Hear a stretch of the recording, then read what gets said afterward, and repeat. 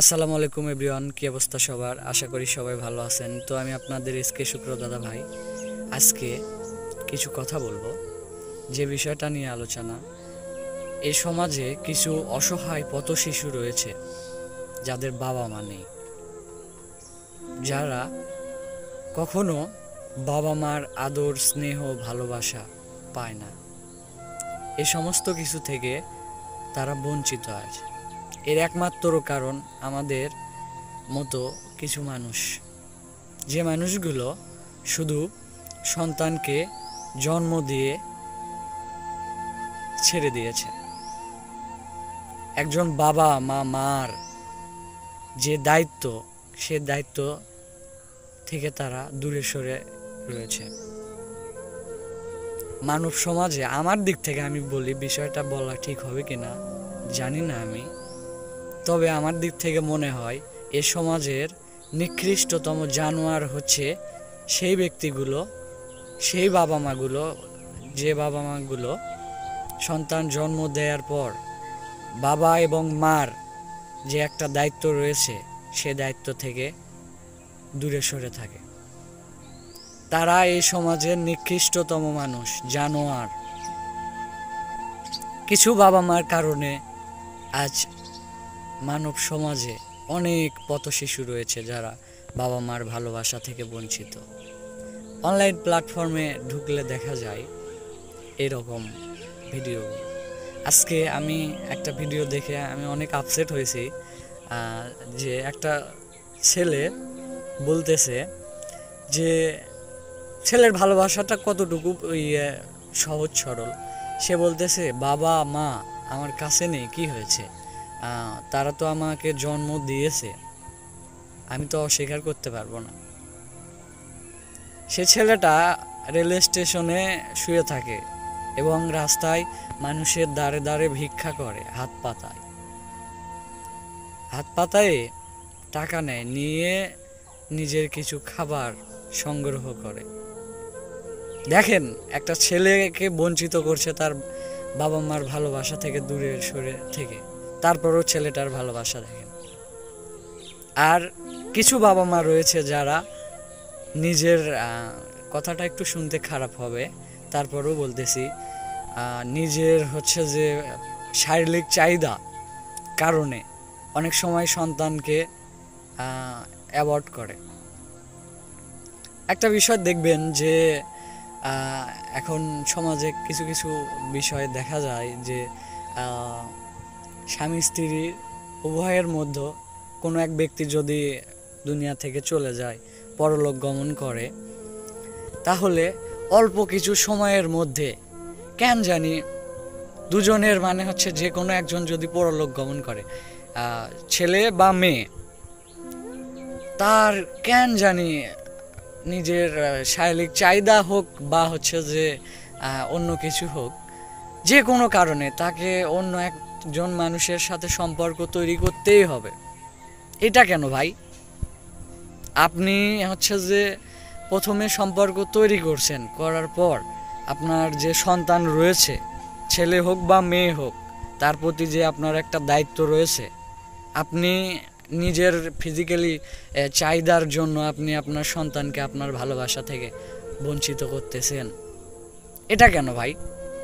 এটা আসলে আমার দিক থেকে, অন্য কে কী বলবে সেটা আমি জানি না, আমার দিক থেকে বলবো সে একটা জানোয়ার, সমাজের নিকৃষ্টতম ব্যক্তি, যে কাজগুলো করে, নিজের সন্তানের যে দায়িত্ব রয়েছে দায়িত্ব থেকে সরে থাকে। এই মানুষগুলো কখনো সুখী হতে পারবে না। আপনি আপনার সন্তানের দায়িত্ব থেকে সরে রয়েছেন, আপনি ভাবতেছেন যে আপনি সুখী হবেন, এটা আপনার ভুল ধারণা। এটা আপনি কখনো পারবেন না সুখী হতে। আর যে সন্তানকে আপনি তার বাবার দায়িত্ব থেকে বঞ্চিত করেছেন, সেই সন্তান যদি আপনাকে অভিশাপ দেয়, আমি বলতেছি, আমি হচ্ছে আমার দিক থেকে বলতেছি, আপনার ভালো লাগতেও পারে বা নাও লাগতে পারে। আপনি হচ্ছে জানোয়ার, কুকুরের বাচ্চা। আপনাকে যদি সেই সন্তান অভিশাপ দেয়, আপনি কখনো ভালো থাকতে পারবেন না। এটা আমি বলতেছি। বিষয়টা আপনার ভালো লাগতেও পারে, নাও লাগতে পারে।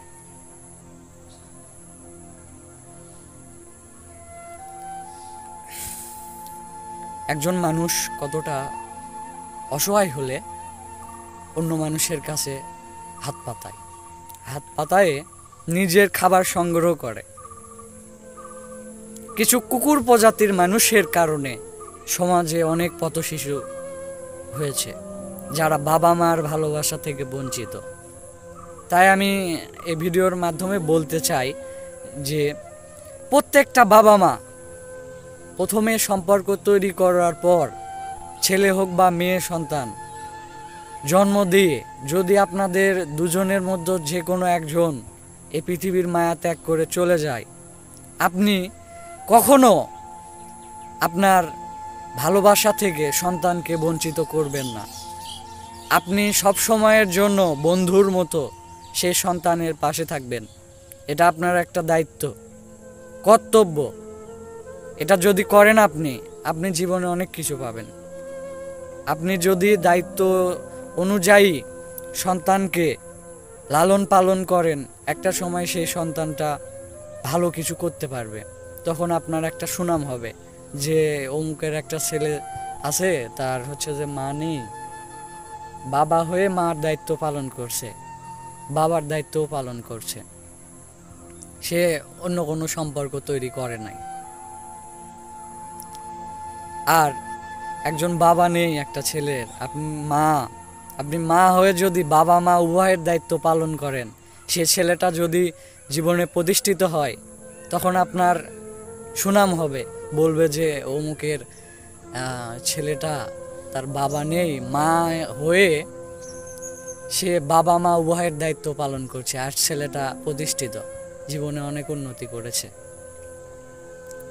তখন যে ভালো লাগাটা কাজ করবে আপনার মধ্যে, এটা আপনি কখনো কল্পনা করতে পারবেন না, লক্ষ কোটি টাকা দিয়েও কিনতে পারবেন না। আপনি যদি আপনার সন্তানকে আপনার দায়িত্ব থেকে বঞ্চিত করে রাখেন, বা আপনার নিজের শারীরিক চাহিদা মেটানোর জন্য আপনি দূরে সরে থাকেন। এই কথাগুলো আপনাদের হয়তো ভালোও লাগতে পারে, নাও লাগতে পারে, এর আগেও আমি বললাম। সমস্যা নেই, ভিডিও দেখবেন না আমার। একটা বিষয় অনুরোধ করব সবার কাছে, আপনারা কখনো আপনাদের জন্মদাতা সন্তান ছেলে মেয়েকে কখনো আপনাদের ভালোবাসা থেকে বঞ্চিত করে রাখবেন না। এটা দুহাত জোর করে অনুরোধ করলাম আপনাদেরকে। নিজের ভাই বলেন, নিজের বন্ধু বলেন, আপন কোনো মানুষ বলেন, পর মানুষও বলতে পারেন, সমস্যা নেই। দুহাত জোর করে বলতেছি, অনুরোধ থাকবে আপনাদেরকে, আপনারা কখনো এই সমস্ত কাজ করবেন না। যদি করেন তাহলে সে ছেলেটা কতটা কষ্ট পাবে, এটা আপনি যদি 1 মিনিটের জন্য অনুভব করেন, তাহলে আপনার রাতের ঘুম হবে না ভাই, আপনার রাতের ঘুম হবে না বোন, ঘুমাতে পারবেন না আপনি। যে ছেলেটা আজ রেলওয়ে স্টেশনে ঘুমায় না, সে যে কষ্ট পায়, এই অনুভূতিটা যদি আপনি একটু পান, তাহলে আপনি কখনোই ঘুমাতে পারবেন না। তো এটুকুই বলার জন্য আজকে আর কি। যদি ভালো লাগে তাহলে কথাগুলো শুনবেন এবং ভালো কাজ করবেন আপনারা, এটুকুই আমার চাওয়া। সকলের জন্য অনেক অনেক দোয়া ও ভালোবাসা রইল। আল্লাহ হাফেজ।